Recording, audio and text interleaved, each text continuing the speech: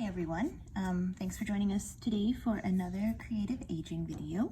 I'm Sharon, I'm the Makerspace librarian here, and today we're going to be doing not a kit like we normally do, but we're going to be doing a demo. It's probably going to be a multi-part demo. We'll see how far we get in this lesson about how to make an easy watercolor painting. And I know that watercolors can be a very daunting type of paint. They are for me too. I want to make sure that everybody knows that I'm in no way an expert, but I am learning. So I was wondering if you guys would like to learn along with me. Like I said, there's no kit for this program, but I think that the supplies are relatively accessible to most folks, and we can come up with something really good from here. So I'm starting with this piece of paper, which is watercolor paper. I got it from the local arts and hobby store. It is just your normal everyday watercolor paper. As you get better, the paper becomes more important. This particular paper is just your basic, but you can get some that are matte, or some that are brushed, or some that have different rag contents, or are more or less absorbent. We're not going to worry about that right now because this is just your basic first watercolor painting. And in order for this paper not to wrinkle up, which it will do a little bit no matter what we do about it, we're going to tape it down. And so I have some painter's tape, or you can use masking tape, and we're going to tape it to our surface so that it doesn't go anywhere. As we paint or wrinkle, it'll lie as flat as it possibly can lie. It won't lie completely flat no matter what you do. And then we can get started with the drawing. I'm just going to tape it down. And this part is where preparing your canvas is important, because we want to tape it really neatly, because that's going to give us the edge when we pull the tape off where there's no paint, and it'll look really clean and professional. So take the time when you're taping your canvas to make sure that you're taping your edges nice and straight. I have, obviously my board is delineated here. The surface that I always craft on is delineated in inch squares, so it's actually kind of nice because that means I have a ruler. But you may not have that. You may not craft on basically what ends up as a quote cutting board, but I find it to be a really good craft surface. You may just have to eyeball it, but that's okay. I bet you can eyeball it just fine. Just make sure that your lines are nice and straight and as close to the same size as possible. All right, our surface is taped. So now let's talk about our supplies. Today I have my watercolor brushes, my trusty watercolor brushes. These are watercolor brushes that I paid a decent amount of money for. So the bigger brush was $10 and the smaller brush was $7, I believe, dollars. You don't have to go crazy with your brushes, but I'm pretty determined to learn this craft, so I bought as good a supplies as I could afford on my limited budget. It's okay, regular brushes work just fine, but you might find that the tips shed and then you get like little hairs on your art, and we don't particularly like that. But if that's what you got to work with, use it. Creating art and the process of creation is how our brains learn and how they grow and how they stay elastic. So even if you don't have the world's best tools, go ahead and use them. Use regular paper if you want. Just make sure you tape it down and leave it till it dries. I have some scrapbook paper here. Big bang from that. That is pretty thick and it has kind of a texture to it. If you have some of that, or just some cardstock, that'll work okay too for your first time out. And lastly, I have a pencil, just a regular old boring number 2, because I'm going to sketch my design. So let's get started on that. I don't want to, I'm going to move this just a little bit so that we're a bit more in the center. I don't want to do anything super crazy. I think I'm just going to do a mountain and a tree. And the tree is not even going to be correct as to nature. I'm going to do a Sharon tree, which is what I call it. And it's just going to be like this, and it's a wavy line so that it looks like a tree. And I will zoom out here in a second and show you the bottom of my tree. Yeah, it needs a little trunk. So you can see there without my stand getting in the way. Oh, my stand got in the way anyway. Let's do this. You can see here, that's my tree. Doesn't look like much, does it? Looks like a funny little thing. But I promise if we add stuff to it, it'll start to look really good. So let's put you back on the stand. Here we go. And behind it, I'm going to add some visual interest. I'm going to add some mountains.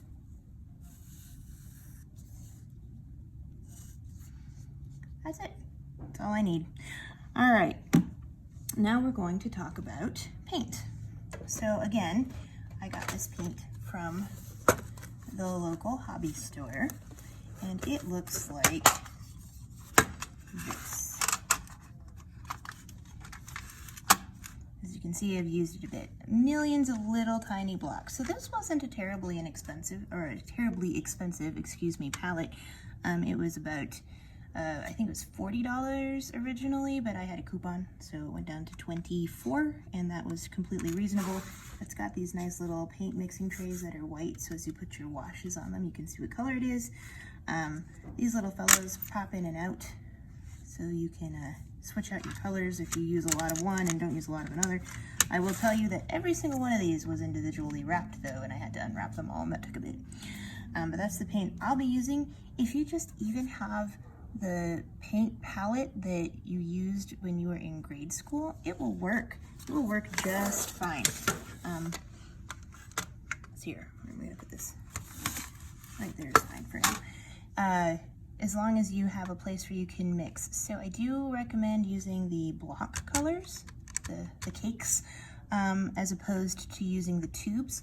These ones, you don't waste as much paint as you're painting your picture, and that is a big deal. Paint waste is no fun. So we're gonna go ahead and use, like I said, the block colors here. I'm gonna move them out of the camera range just for a moment so that we can start to talk about getting our canvas wet. Okay, so I have up here my handy dandy mixer. You can mix in the palette on my particular watercolor palette, but I don't want to because I don't like it messy. So I have my own just cheapo palette. I'm gonna put that up there. And then I just have a can of regular old boring water. And if you've ever taken an art class with me, you know that I love to use just regular old soup cans for my brushes. So that's up here. All right, so we're gonna get started. And the technique that I'm going to teach you today is called just washing. This is a watercolor wash. And what we're going to do, and I'm going to again move this so that you can see the sky. I think we'll just do the sky in this part, and we'll come back and do other part. Well, no, we'll do a little bit more than that. But what we're going to do is just get our brush wet, just plain old boring water. Get it nice and soaked. See if you can see here, the brush is nice and wet. And we're going to wet the sky. Now what I want you to be careful not to do is go over your pencil line. Go up to your pencil line, but don't go over it, okay? So we'll paint over the tape, that's fine, but don't paint over your pencil line. The thing with watercolors is they're only going to spread where it's wet. So if you control where you put your water, it's not gonna go where you don't want it to go. So that's why I always like to draw out my pictures in pencil first. That way I know where I'm putting my water. And I'm not gonna go over my line unless I make a whoopsies. Totally possible, I make lots of those. Like I said, I'm not a terribly amazing expert at this. I'm just learning, but I thought it was a cool technique and I wanted to share it with you guys. Particularly because we've done a lot of crafts in 2020, and I wanted to start 2021 off with a bit of more of a finer skill, as this is. Get your paper nice and wet and we will continue on. So there's our sky, and I'm thinking that I want it to be an evening sky, so I'm actually going to start here, believe it or not. I'm going to try to show you this color here. I don't have a lot of space to work with, so that makes it hard. This is a really deep purple, and I'm going to use that as my wash. So what I'm going to do is I'm going to get my brush wet and just kind of rub it there until there's paint on my brush. Cool. And then I'm going to put the paint in my palette. So I'm going to keep doing that. So there's really, really watery pigment. Paint in my palette, paint in my palette. And that's probably enough right there. It takes a lot less than you might think. All right, so I'm going to dip my brush in and then just kind of roll it across the top of my paper. And you'll see that kind of immediately, I dropped a little bit, but it'll wipe right off. The paper, the water on the paper picks up the pigment from your brush and starts to spread it around without you having to do any work. So you just kind of dab it in there and the rest of it will go. So when you're doing sunset, I like to think that right after the purple usually comes the pink. And this particular palette I have has an amazing pink. So I'm going to rinse my brush out really good in my water. And then I'm going to take this pink right here. This is a nice neon pink. And I'm going to do the same thing where I'm going to get it really, really wet. And I'm going to put it in the palette.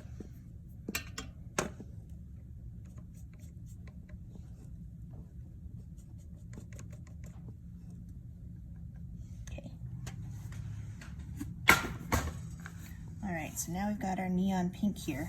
We're just gonna go right there. And it's gonna blend for us. We're not gonna have to do any crazy work here. Just kind of use your brush to push it up into the purple. And that is literally it. It's so fun and it's so fancy.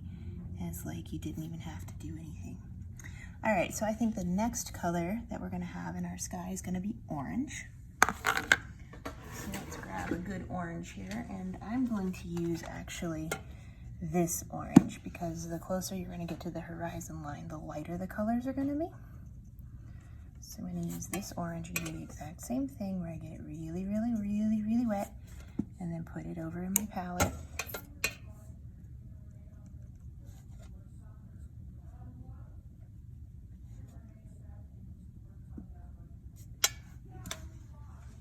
Alright, so then now we're going to use that yellow that I just did.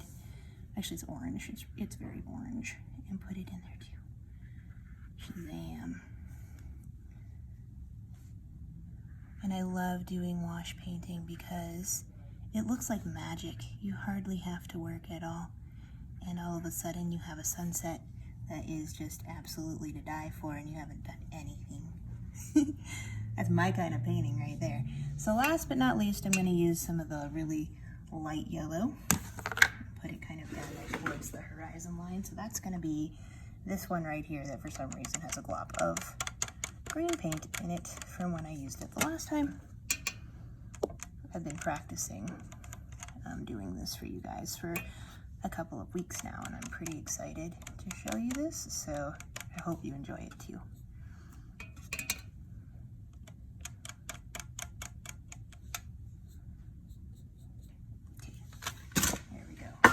That yellow, and we're going to do the last little bit. So we're going to pull that yellow all the way down to that line for the hills there.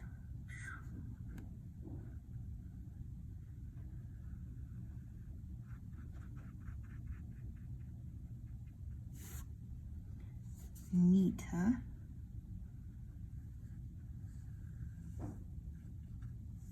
There we go. And if you want to make sure that it blends, you can take your brush through and tap it.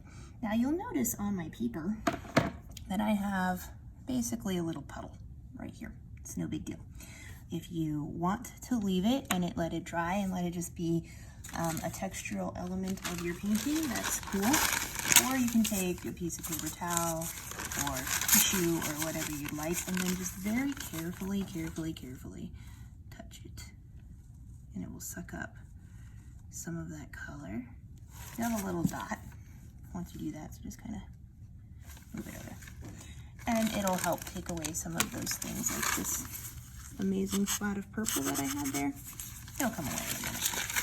All right, so we're gonna let that dry, and the most difficult part, I think, of watercolor painting is letting your painting dry. But while we're doing that, because you see how the water we put there right up to the line, it didn't go past it, we can actually start doing the wash over here. So, and then that's as far as we'll go today. We're going, oh, see that? My brush still has yellow in it. Make sure you wash your brushes really well, or some of that pigment will end up in the water. All right, so here we go. That's much better.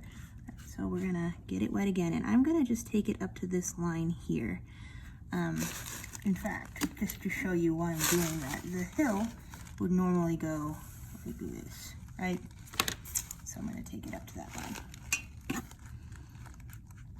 And then this is where you wanna be super duper careful not to mix your colors, is right up here along this line, and then just go very carefully. If there's a white line, that's cool, we want that. But we don't want those pieces of water to touch, because then that pigment's going to flow into this part of wet paper, and you're not going to be real happy with the results there. So don't do that. Up to the line, but not over. And if there's a gap, that's cool, we want that. Okay, so that's wet, and for the hill color, we're going to want some greens. So my greens in my palette are here, and then there's a couple down at the bottom. But the green that I really like for background hills is this particular green right there. So we're gonna just do the same thing. I'm gonna make myself a little wash with this color, and then I'm gonna put it in the palette, and we are going to paint with it. So here we go.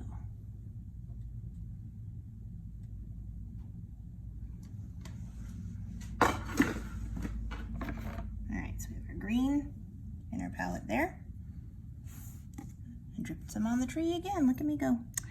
And we're just gonna put it in. And because this green is actually pretty light, I actually want you to put it in the bottom, and we're gonna work from the bottom up this time around. So put your pigment there in the bottom, kind of bring it up to the tree, but not any further than that. And then what we're gonna do is work in a gradient of greens. So see, I got the water down there, but that's okay. We'll pretend like I meant to do that right all the way down. And so then the next green we should do is actually going to be a mix. So I have that green there, but I also have a gray down here, way down here. I'm going to use a gray. And I'm going to take some of that gray, and I'm going to put it in the green. So get that gray nice and wet, and I have a bunch of gray paint on my brush now. I'm going to put it directly into the green here and mix it in so that that green changes color. See that? And then we'll do the next wash. And it's going to give it a gradient look. And just like that, it's nice and magic. So if you're wondering why I'm choosing the colors I'm choosing, I'm basically just doing some simple color theory. And just being like, all right, well, I know that things closer to the horizon line are a color, things further away from the horizon line, they get lighter as they come towards you. So what I'm gonna do to make it even darker towards the back is add more gray to my green, and now it's a pretty gray green, right? That's fine. I'm gonna put it right there, all the way up and around, and let it blend in. Ta-da! Now we've done one of the hills in the background. Just that simple. All right, well now we're at a point where we need to let the water dry, or the water dry. Yes, well I guess the water dry, but the paper dry too. So it's actually dry up here already. So we can go ahead and flood the background of this guy. And we're just gonna put the water there. And we don't wanna do too much. We're just gonna use that gray color that we used for the back of that hill, Okay, so that one right there, and just put it in there. Because this is a lot of water in a little space, it's not gonna be so happy, so you're gonna wanna dump a bunch of pigment in there. That'll dry to not be quite as dark. It's just got a lot of water in it. It's like a little puddle. And in fact, I'm going to chop up a little bit of that water to pull the pigment color down. There we go. That is more like what we want. Right there. All right, guys. So next week, we'll start working on flooding the tree. And we'll start working on flooding the other hill. And then, by then, the canvas will be amazingly dry. It's not actually canvas, it's paper. And we'll be able to do some details. But if you look right here, already, this is dry, so I can touch it. I'm not gonna make it weird. And look at how pretty that is. Isn't that a gorgeous sky? It's just absolutely wonderful how quickly the paper dries and how beautifully it picks up the paint. So as we do the rest of our picture next week, it's going to just turn out absolutely beautifully. So thank you for joining me today on this more fine art demo. I'm sorry we don't have a kit for this particular program, but I really wanted to share this really cool technique that I've learned with you guys, with all of you guys. And stay tuned. Again, next week we're gonna finish up our painting, and then the week after that we'll have our regularly scheduled kit. So until next week, stay safe, stay healthy, practice flood painting, just do colors. Man, it's super fun just to like get some paper, tape it down, and play with color. That way you'll really know what kind of color combinations you want to add to the rest of your picture. I promise you this will end up looking like a tree. And again, till next time, see ya. Have a great, great week. Bye.